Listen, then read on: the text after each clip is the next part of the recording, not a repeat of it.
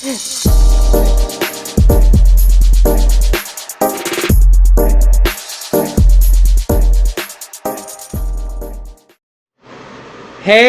what's up, everybody? This is your boy Kenny, and this is Dark Horse Season 2, Episode 6, and the name of this episode is Beating a Dead Horse.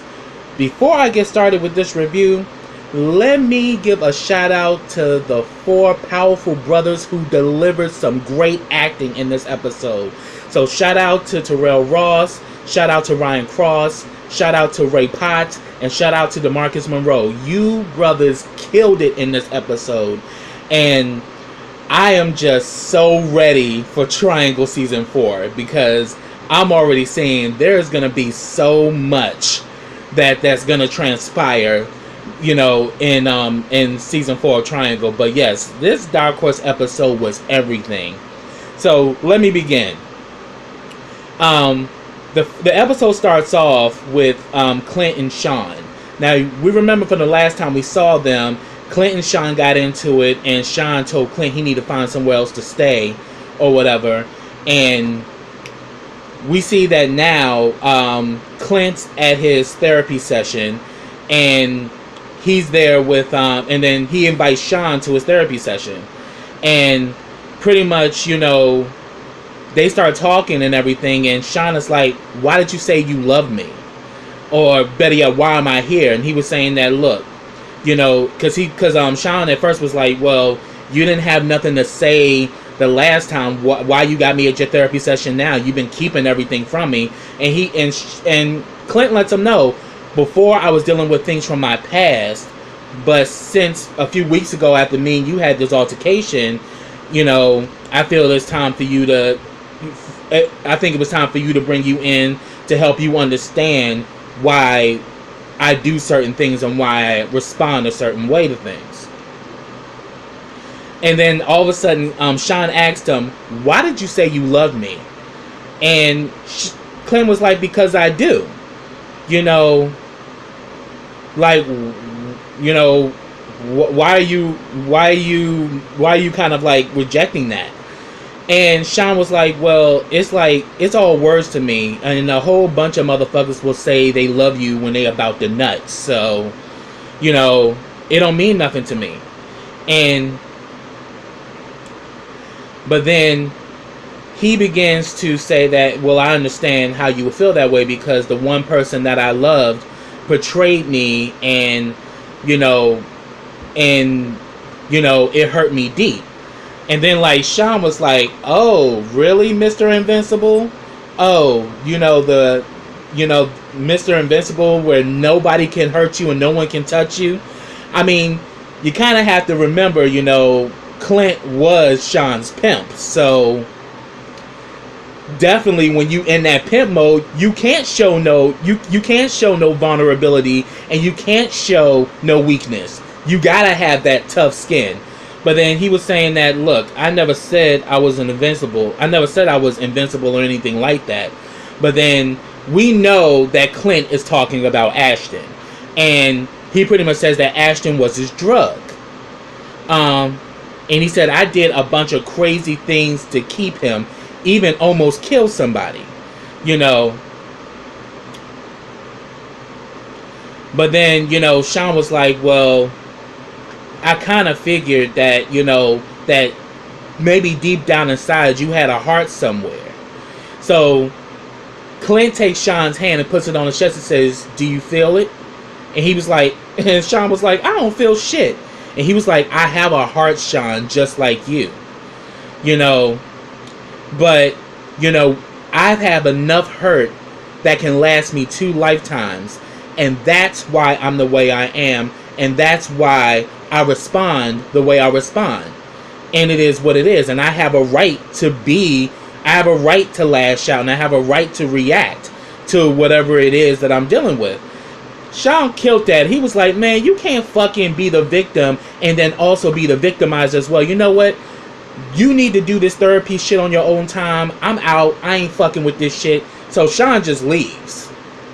And personally, I do think that Clint does love Sean, but I don't think it's a sexual love. I think because he did have that conversation with him. I think like the last episode of Dark Horse, where he was saying that, I see a lot of myself in you, and if you don't stop escorting, you're gonna end up just like me. So I think, and then also he has a love for Sean because Sean was the one that nursed him back to health after he got stabbed up in the alley when he was trying to take them cookies from Neil. Just saying. So we definitely saw that go down. Next, I want to talk about Troy and Sean, and I have to say this was a damn good scene. So pretty much, Sean reaches out to Troy, and Sean wants to know about, he wants to talk business of how to make some more money or whatever, because we know Sean is trying to get money so he can get up out of Easton. But immediately Troy is trying to put his dick up his Sean, and Sean is like, dude, I ain't here for all that. I just want to talk business and that's it. And Troy was like, I'm here to talk business too, but there's different types of business. And I'm like, yo, Troy is one slick motherfucker that I love his ass. Even though he does a bunch of messy and treacherous shit, I love Troy of how he moves because he's so wise beyond his years. Because I think Troy's 19. So for him to be a 19-year-old, he's definitely very advanced. And probably, I think it's because, he's Mason's nephew, and they pretty much were like, pretty much Mason comes from a Cosby-like family. So definitely, and then on top of it, Troy grew up in Boston, and Boston is a very intellectual city, and so he's probably very wise beyond his years. So he knows how to will and deal, and he knows how to talk a good game. And then all of a sudden he kind of like puts the moves on Sean. Is like telling Sean, I miss you and shit. And he's like, man. And then Sean's like, man, don't come at me with that shit. Like, every time you come around Troy's trouble. And he was like, why would you say that? I mean, he said that one, you broke up me and Kiko's relationship, and then you went and told Kiko about what me and you were doing as far as escorting. And he would say that, yeah, I said it. I said it because Kiko was in my way. So I had to do what I had to do to get her out of the picture. So, and he says, and the reason why I did it is because you keep trying to go back to Kiko when it's obvious you like dudes. And he was like, well, and then Sean explains like, well, I never really had a feeling for dudes until I met you, but now I realize I do like dudes, but I also like trans girls also. But he was saying that, I'm at a good place in my life. I'm trying to, I'm in pursuit of my happiness, and I don't want you coming around fucking up my happiness. And he was like, how? And then Troy was like, well, how am I fucking up your happiness? Sean begins to tell him that, well, because you're so manipulative, you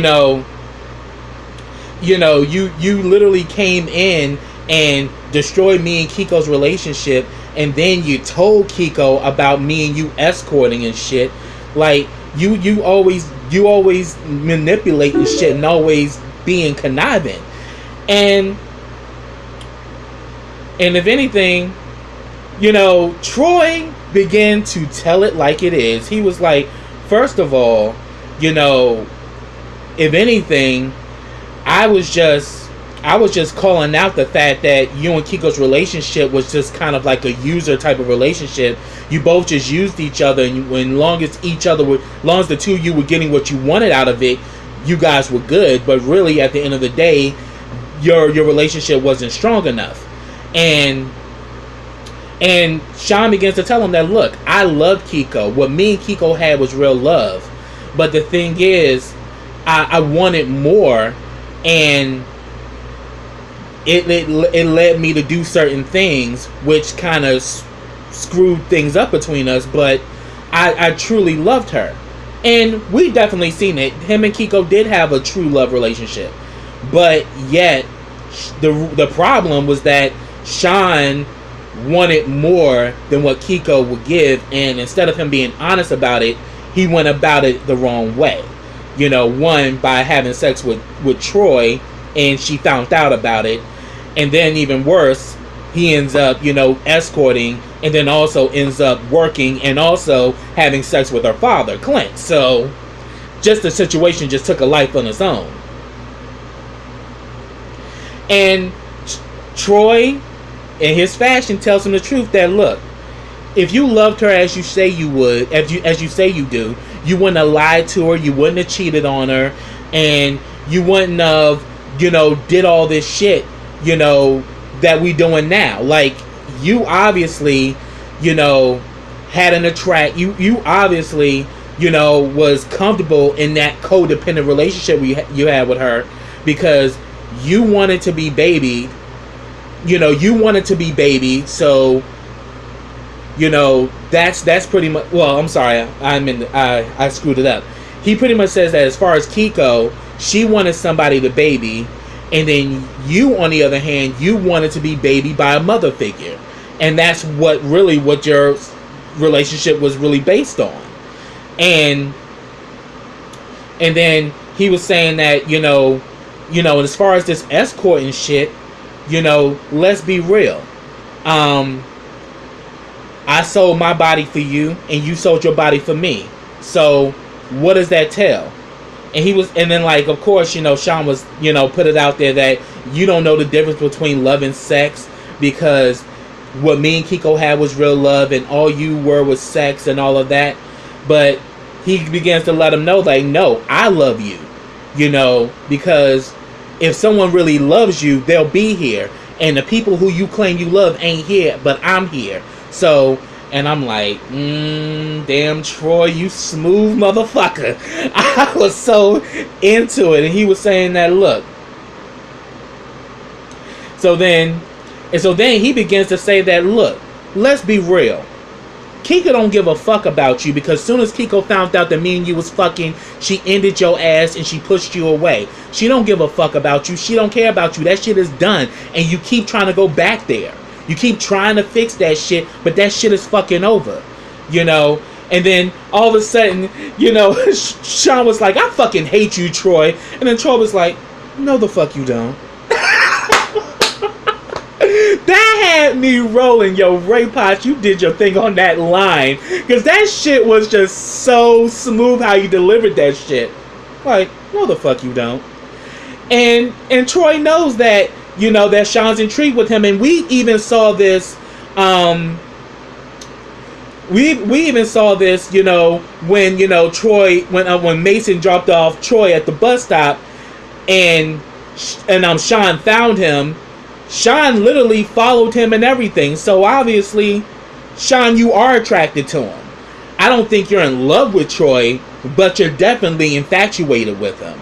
And then he was saying that I'm the one that loves you, because here it is, you in need, and I'm right here. I'm here because I care. I'm here because I love you, and all this shit. And he was saying, you don't hate me. And then he's like, I do hate you. But I hate you, and I want you at the same time. And I'm like, ooh, yep, there we go.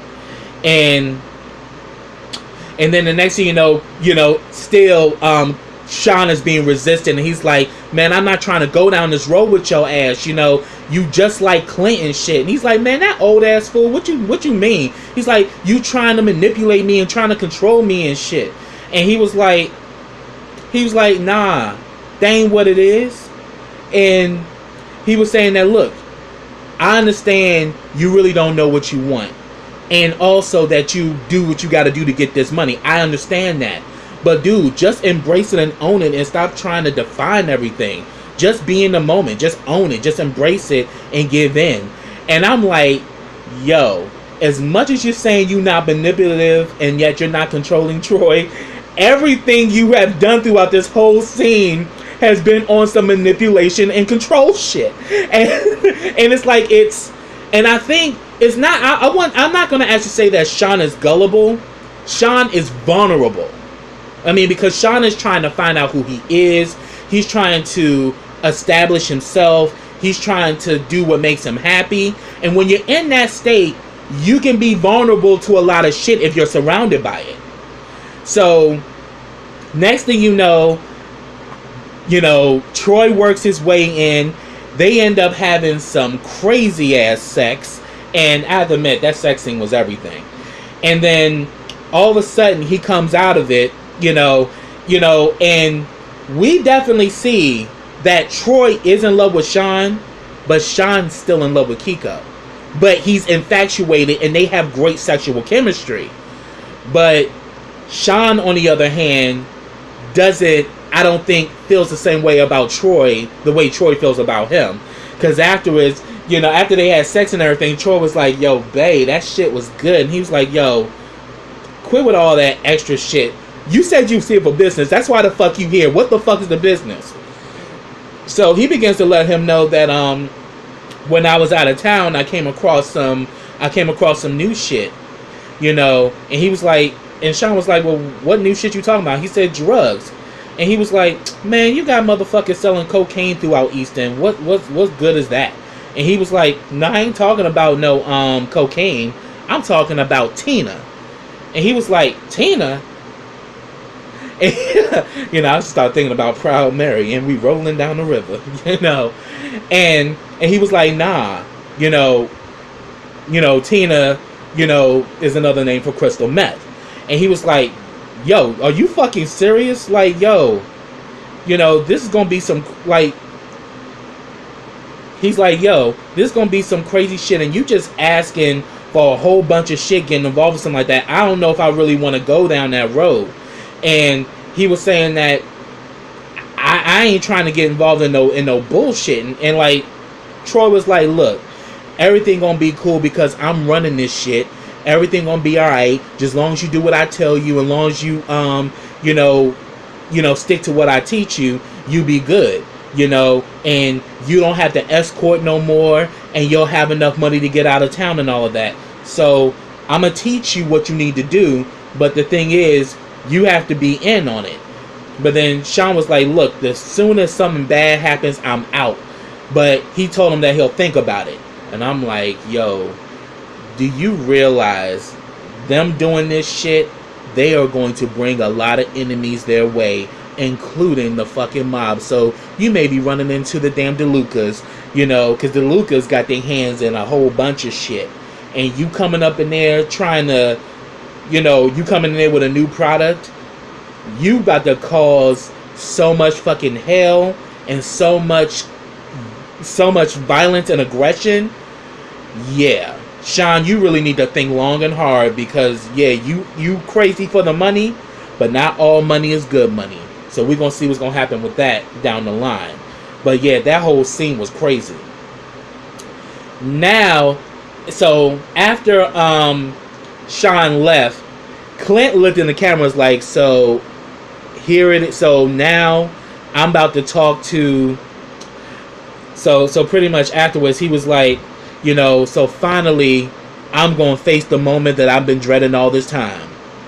And we knew exactly what that was. So next we see that the next person that Clint talks to is Ashton. He invites Ashton in and tells him that, he's been in therapy and he wanted to bring him in for a session. And he tells Ashton that he misses him, but Ashton ain't here for none of it. And Ashton just ain't giving Clint the time of day. He's saying that, look, you fucking manipulated me, had people believing that I was my twin brother, and then worse, you had me believing that shit too.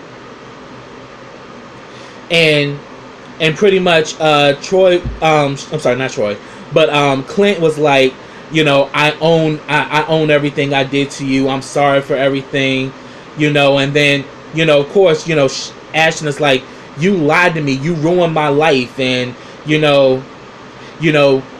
then he was like, what the fuck you sorry for? For what? For lying to me, for ruining my life, or lying to me saying you was gonna leave your wife, and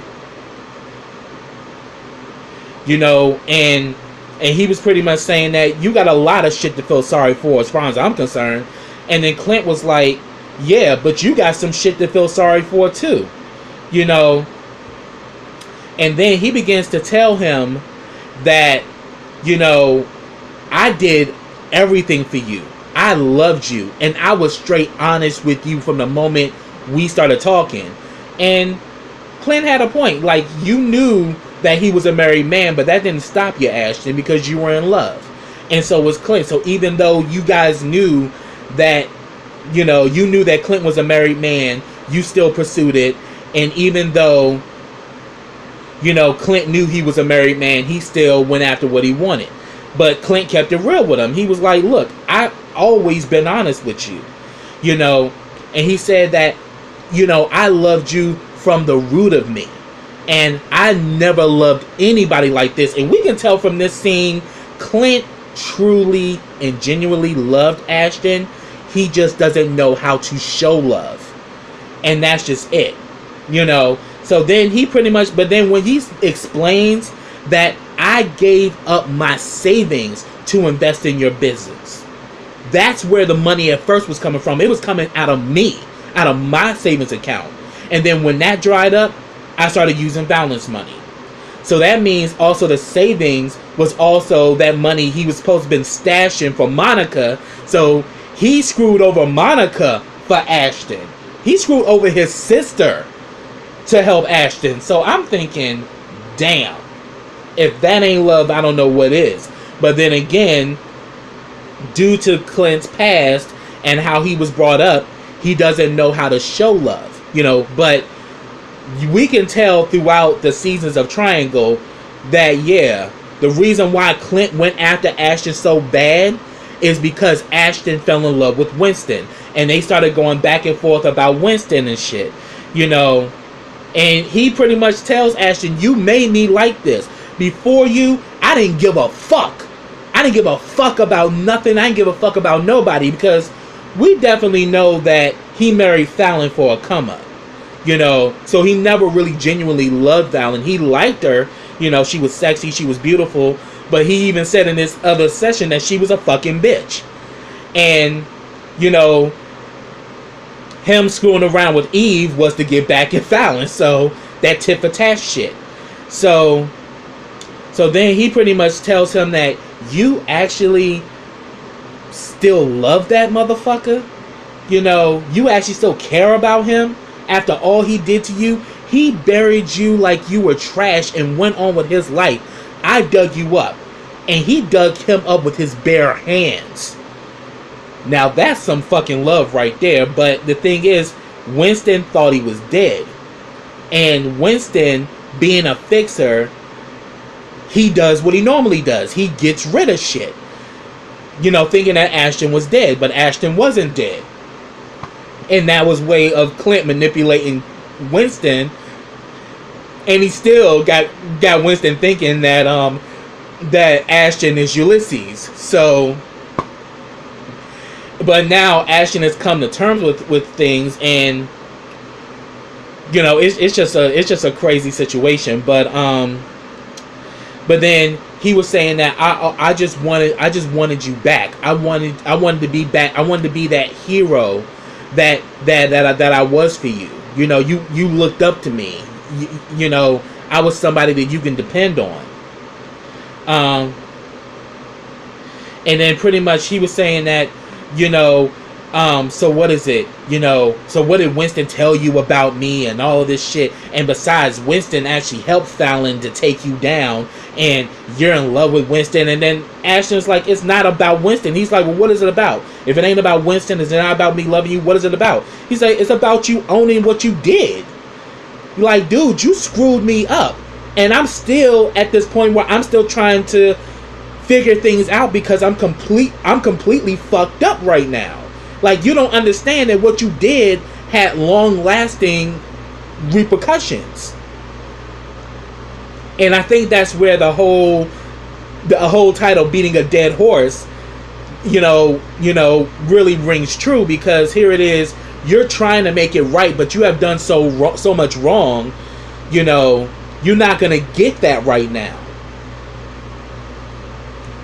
And, you know, pretty much, Ashton